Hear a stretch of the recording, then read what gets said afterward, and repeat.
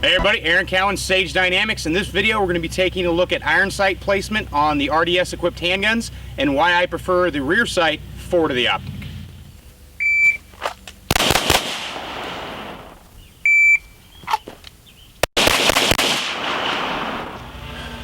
Now, as far as firearms concerned, reflex sights are still pretty new. Reflex sights on handguns are even newer, and people are still used to their traditional sight radius on handguns. The rear sight is pushed as far to the rear as possible, the front sight is pushed as far to the front as possible, and the general consensus is the longer the sight radius, the more accurate the handgun, which is true to a certain extent. You can extend the sight radius to such a point that fine-tuning your accuracy becomes more problematic than it is beneficial. That's why even on your longer guns, such as your Glock 34s, your 17Ls, or your FN9 SLs, there is a maximum length there. You go any longer than that and you start to have consistency issues because it really becomes really hard to fine-tune that front sight post. Now, my everyday carry is an Agency Field Edition 19, and I have my rear sight placed forward of the optic. And I get asked all the time why I prefer my sight set up that way. So I decided to make a video about it to explain not only my preference, but kind of the physiological reasoning behind it. Now this is your traditional sight radius. Glock 17, this is an Agency Field Edition 17. It has a battle plate, so I can remove it and put an RMR on it if I wish, which I probably never will do because I don't like my sight set up this way. This is how I prefer it. RMR, rear sight, front sight. Now, people get really concerned over the reduction in sight radius. Is it a significant issue? Does it affect your ability to be accurate in the event that your RMR goes down? Well, let's look at the actual sight radius measurements. Now, this is the 17. As you can see, there is a significant reduction when you move the front sight forward, or I should say the rear sight forward of the RMR. Is that a significant difference? On the 17, some people might think it's not that big of an issue. Now, if you look at it on the 19, it's even more significant. Is the significance an issue? Going to probably worst case scenario for some people is comparing the Glock 26, which is a subcompact, to the 17. As you can see, the 26 has significantly, well, I wouldn't say significantly, but does have more sight radius. When compared to the 19, things are just a little bit more drastic. Now, does that reduction in sight radius affect your ability to be accurate if you lose your RMR dot? Now obviously the 26 is probably the best case example of an acceptable sight radius on a subcompact gun. Would you want to go a little bit less than this? Can you go less than this? The thing about sight radius is the closer the sights are together, the faster they are able to be aligned because there's less ability for a margin of error. When I compare it to, say, a 17, I've got more room between the sights, which means when I'm fine-tuning my sight picture, I have more margin of error. Conversely, the more margin of error allows for a more finely tuned sight picture. That's the commonly held belief, and it's more or less true depending on the ability of the shooter. So if I reduce my sight radius like it is here on this 19 to this is probably as short as you're going to be able to get it as far as milling is concerned. I've now put my RMR to the rear of the sights. The reason I did that is because the RMR takes priority. I want the dot first. Traditionally, when we draw from a handgun, especially those who came up on iron sights, have been shooting iron sights for a long, long, long time, they're going to pick up that rear sight first, which is wrong, but it's what most people do. They're going to track it through to their front sight, they're going to get their alignment. Then they're going to push past the front sight, focus on the threat, then come back to the front sight post, get it clear, crisp, and focused, and then they're going to press their shot. If my sights are set up in the traditional way, such as rear sight, RMR, and then front sight, when I come up and track my rear sight, which I shouldn't be doing, but I'll get to that, I'm going to track the rear sight to the dot. In that point, why not just use the regular sights? It's going to be about same as far as speed's concerned. I made some videos a couple years ago where I compared an ATEI Glock to a regular Glock in the traditional sight setup, and I didn't see a speed difference between the two systems. The reason for that is because I was using the traditional setup. Now, we're tens of thousands of rounds later on both systems, and I have come to distinctly prefer this particular configuration. So, our traditional sight setup, rear sight, front sight, threat. However you pick up your sights, ideally what you want to do is look where you want to shoot and bring the gun into your field of vision. At that point, you will align the rear sights with the front sight, with the threat, back to the front sight. That's 3 focal points. That is 3 distinct times where your eye has to reaccommodate and refocus on the sights. Rear, front, threat, front, check rear alignment. If necessary, break the shot. The degree, your sight picture, your equal light, equal height, sight alignment, all that, the precision is completely up to you based on the situation and the time you have available to you. Prudence dictates that in a self-defense situation, your bad guy is not going to stand around and let you shoot a 10-shot group the size of your fist. So probably the best acceptable sight picture is where the shot's going to break. That's our traditional sight alignment.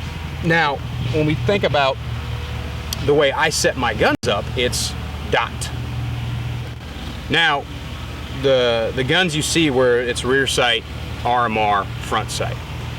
The rear sight's in the way, as far as I'm concerned. It is confusing the ability to shoot fast and shoot accurately. Can you still shoot fast and accurately? Absolutely, a lot of people do it. I don't prefer to. I'm making this video to tell you why. Because the rear sight is going to create a focus issue. You're looking at the rear sight, and then the dot, and then the front sight, and then the threat. That's 4 potential focal planes. 4 potential focal planes, 4 potential points for your eye to refocus in order to gather the data it needs to break the shot. Can the dot being between the sights cause a problem? Not necessarily, because you shouldn't be looking at the dot anyway. My point being is if you're going to acquire sight alignment, then the dot is kind of irrelevant for that particular type of shoot. Now, in the RMR to the rear configuration, I've got my RMR, rear sight, front sight. When it's time to shoot, when the gun comes out, the first thing I'm going to pick up, the first thing I'm actually able to see is the RMR body itself. I'm looking clear through the glass, there's the dot. These are relegated to backup sights, which is what they are in this gun as long as this is a functioning optic. I then look through the dot, see my threat, align the dot to where I want to hit, press the trigger. That is considerably faster or minimally faster based on distance and other factors, and of course is subjective to the shooter's skill and ability.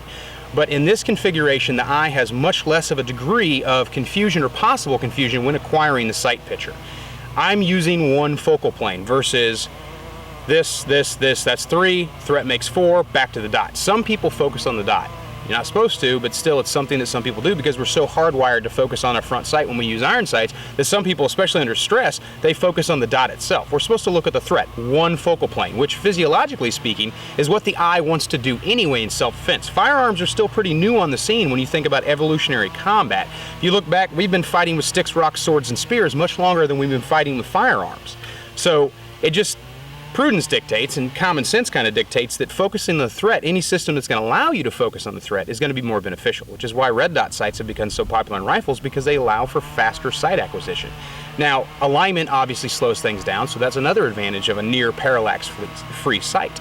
But in this configuration, I can't pick up the rear sight first. My eye is going to focus through the glass, see the dot, through the dot to the threat, back to the dot. If you want to do that, if you need to fine tune it, probably not. It's best to just align the dot with where you want to shoot. Now, as I draw the gun and I'm looking where I want to hit and I press out, the dot is going to grossly come into roughly the area where I want to shoot with sufficient practice. And it may be natural for some shooters. The degree of difficulty in shooting with these guns, I see people all the time is they try to track that rear sight and they end up having to bring the gun down because they're missing the point. The point is, look where you want to hit. The dot will find you. The dot will find its place and you'll be able to fine tune it as necessary based on time, situation, distance, things like that, and then you can break your shot. The reason people have a hiccup on these guns and why some people stay away from the RDS, I think, is because 1, they're configured in the traditional way, and 2, people are so fine-tuned to front sight focus that they're rushing to get there. And if you're rushing to find your front sight, and you take that same behavior and apply it to an RDS system, you're going to miss the point and you're not going to shoot as well, and it's going to take you thousands of rounds to get out of that horrible habit. Look where you want to hit. The dot is roughly going to come in there. That's just general eye-hand coordination. It's not going to be perfect, but it's going to get the dot roughly where you want to hit, and then if you want to shoot then, that's completely up to you. If you want to continue to fine-tune and work the dot into where you want to look, great. But the threat stays in focus the entire time, and that's absolutely what we want. Now, this is my everyday carry 19. I've put a couple thousand rounds through it, actually a few thousand or more thousand. I don't actually have an accurate count on it. That's kind of irrelevant. Point being, I trust this gun. I obviously trust this gun with my life because it's what I carry every single day. Every now and then, situation permitting, I'll carry the 17, this 17, but as you can see, same configuration. I'm about 90% sold on the use of a red dot sight for self-defense, which is kind of a separate video topic. But is this gun accurate if my RDS goes down? Now, the RMRs are pretty durable, but mechanical things, electronic things can break, especially when we have constant reciprocation. Eventually we could have a potential problem with this sight, and if it fails us at the wrong time, we are reduced to using our backup iron sights. How accurate is this gun without the aid of the red dot? Well, let's take a look. All right, just looking at practical accuracy, RMR is all the way off. That's an easy hit. Let's move it back.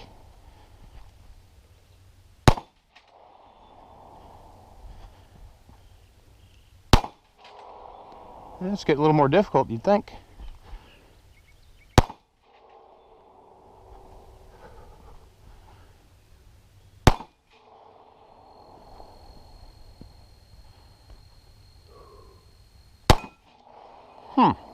Iron sights only. That's sight rate. All right, 6 plates, RMR's all the way off.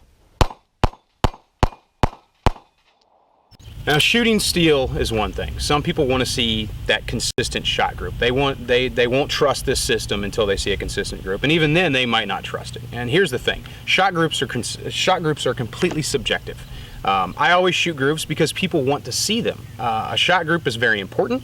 It is a measure of consistency, but it is arbitrary in the nature that that consistency is under certain conditions at a certain time when I am in physiologically a certain condition. I think it's pretty safe to say that if I can shoot a group in an air-conditioned room with plenty of sleep, well-fed, well-watered, well-hydrated, my group might be worse if I were to, say, dehydrate myself for 12 hours, not eat for 24 hours, sleep deprive myself for 24 hours, and shoot that group in 150-degree heat.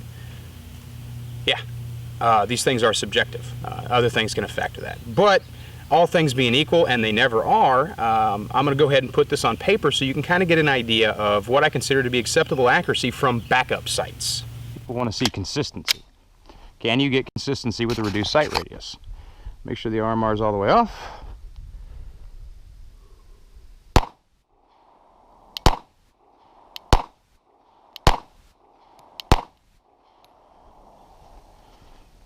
Yeah, looks like we had one flyer, but I'd say that's pretty good. Now let's increase the distance. All right, if I had to guess, I'd say I'm about 20 meters away. RMR's all the way off. Let's go for the head.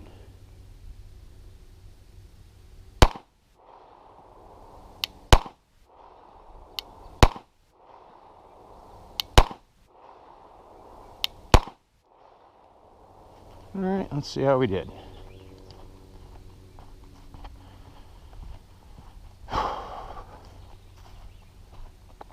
As usual, dropped one. 4 solid hits in the face. Now, realistically, I wouldn't take a headshot from that distance, especially with a reduced sight radius as this, unless I absolutely had to. If all the bad things are stacked against you and you get into a self-defense shooting and your RMR goes down and you have sights set up like this, you know that you can confidently get hits if the skill set is there. The gun does not determine the ability. If the gun is quality built, your skill determines the ability. I wouldn't take that shot unless it's all I had to take, all that was available to me, and I had no other choice. Well, at least from that distance.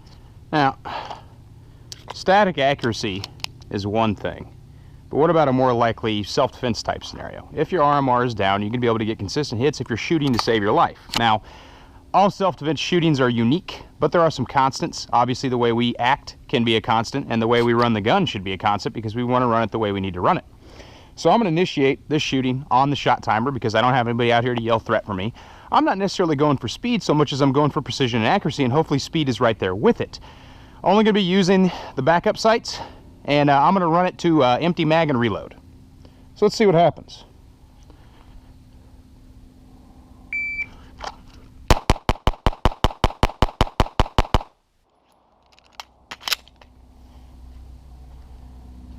At that distance, the head would probably be my default point of aim, and I'm kind of happy with it.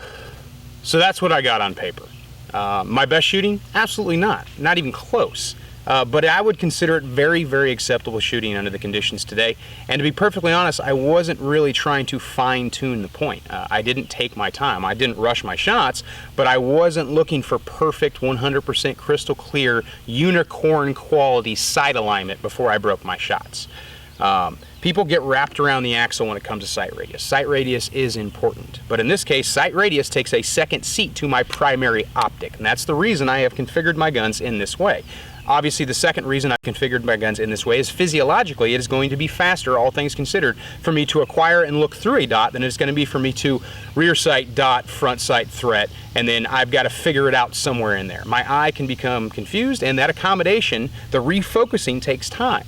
0.03 of a second ideally from target back to front sight. Not bad.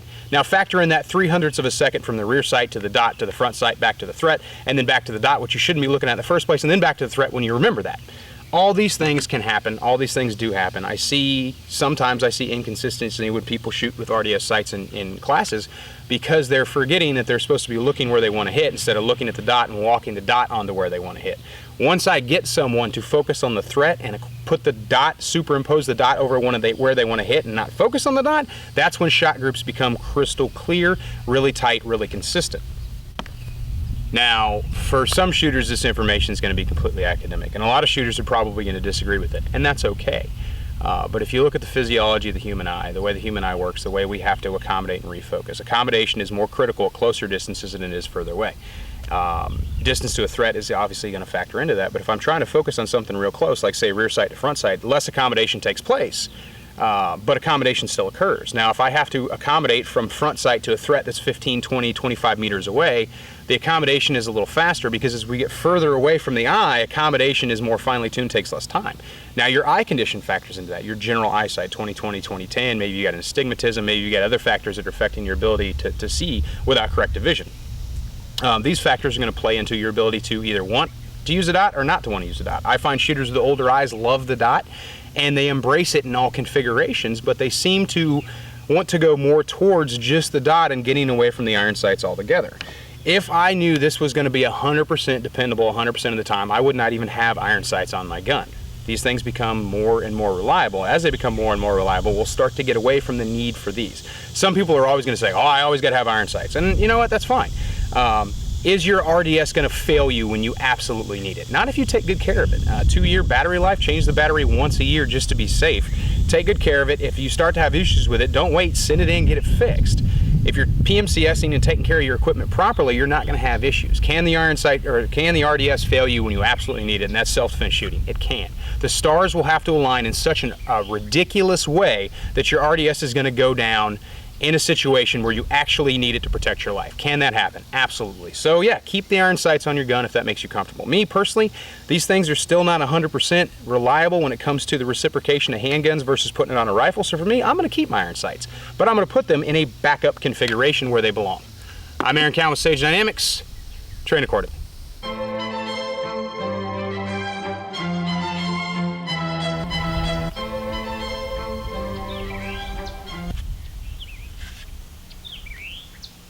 That's the way to do it. You guys out there in Instagram land and YouTube land, you guys are using this as a joke, and that's fine. It's cute and everything. But if you're gonna use temple index, know how to do it. This is the way you do it. Not like this, not down in your pro like this, not like this, not like that. This. Mag well, above the ear, out of the peripheral vision. So please, stop making the shooting community look stupid. If you're gonna use this as a joke or satire, that's fine. Hello, that's great. But do it correctly. There you go, just like that. There you go, just like that. Follow the shirt, good guide. See you later.